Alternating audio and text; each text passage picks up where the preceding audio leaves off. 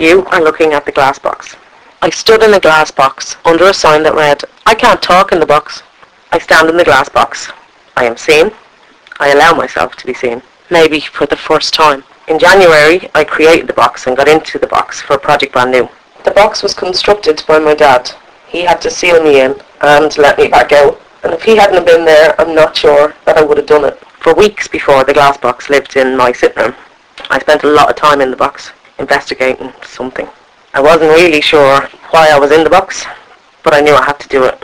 Now it's September, maybe I can understand. There were issues under discussion, and there were underlying issues which were only almost there but too much there at the same time. The continuing existential crisis.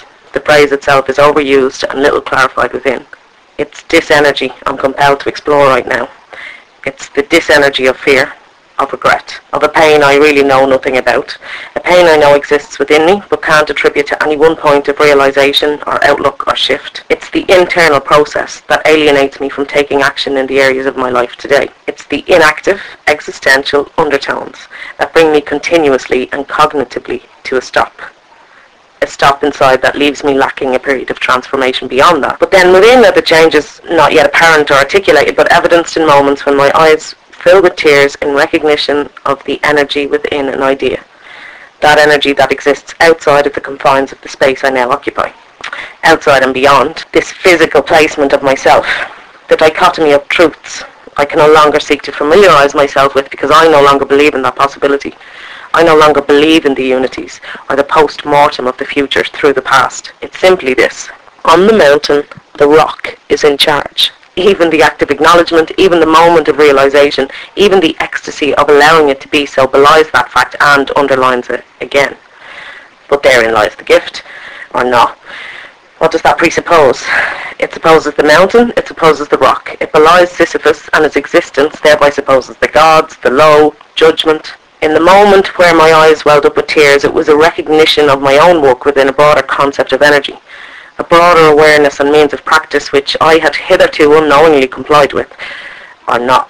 But the identification did something to me, did something to my reflection, did something to the work itself, in retrospect. In an unknown future, in a future unknown, where that moment of connection and identification will change the context of its life, will distill into a work that relocates itself beyond where it was, beyond where it came into existence, into a moment of triumph over the rock perhaps, or a defiant lying down under it. The avoidance of the rock has led to my struggle to get out from under it. In feeling that physical pressure and source, perhaps there is a way to confront it. Genuinely, honestly, fearfully, presumably, figuratively, rationally, accepting the emotionality of the entire thing in its dense, weighty mass on my back, or my head, pushing down like a pain I can't get beyond or not. Through, perhaps, or else it has to stay there and I must simply roll it up and down a while. I see before me a series of points like a constellation of events and experiences which are affecting me consciously and unconsciously right now, and that have a commonality which conspires to keep me chained to the spot in a non-energy, disenergy, disparate position of internal conflict which alienates me from myself and therefore the world. I think of Artaud often, but I'm afraid to read him. Is the notion of me as a visual artist natural, or as a reaction to castings, as a reaction to working with others? Is it a sitting still with my subconscious as a means to engage the collective unconscious in defiance of a conscious connection to the world through individuals? Is it a way to engage the means of production and thereby control the output without reliance on the population? And if so, is that simply a means to escape the personalities I fear? Is it a natural progression towards which I've always been walking, or another path of resistance to joining a community fully or completely? Solitary confinement through art? These are the questions. This is the turning point. In the moment of recognition between the abstract concept and a human being I know nothing about, I find a place to start to ask and to face the challenge of discerning how I got here, and therefore how I want to proceed. How do I re-energize myself and my world of understanding? How do I get out from under the rock? Reflecting now in this questioning moment inspired by hypnosis, I feel the irony of my work interrogating the private and the public, and it's always in me. It's my private and public. It's my need to be ultimately private and therefore protected, while at the same time dallying with the public by being a performer, writer, director, theatre person, whatever, practicing in isolation of late.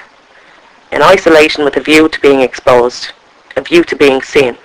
understood, perceived, recognized, praised, maybe. This is not you. This is me.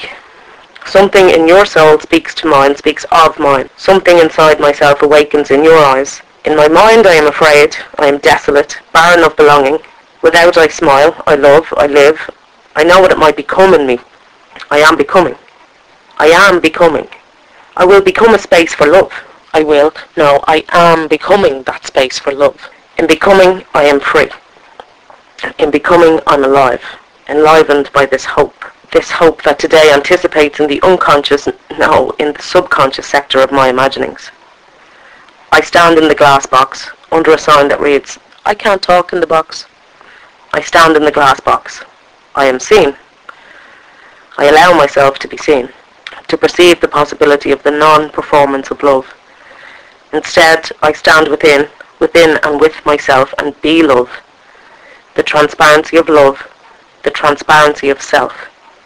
I am myself. I am myself. I am only myself. And in myself I am becoming. And in becoming I may stand within the walls of nothingness and smile. I stand, I look, I am looked at, and I feel. And now I speak. Inside I am myself, becoming. And in becoming, I already am.